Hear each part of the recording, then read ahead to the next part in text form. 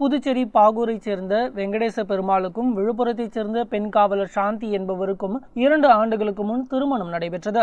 குடும்ப பிரச்சனை காரணமாக இருவரும் பிரிந்து விவாகரத்து வழக்கு தொடர்ந்துள்ள நிலையில் இரு குடும்பத்தினருக்கிடையே 2 நாட்களுக்கு முன் தகராறு ஏற்பட்டு கைகலப்பானது. இதில் பாதிக்கப்பட்ட இருதரப்பைச் சேர்ந்த 6 பேர் அரசு மருத்துவமனையில் சிகிச்சைக்கு சேர்க்கப்பட்டனர்.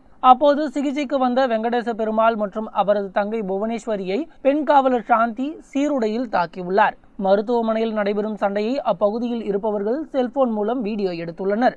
சீருடையில் இருந்த சாந்தி புவனேஸ்வரியை பூட்ஸ் காலால் எட்டி உதைக்கும் காட்சி சமூக வலைதளங்களில் வேகமாக பரவி வருகிறது.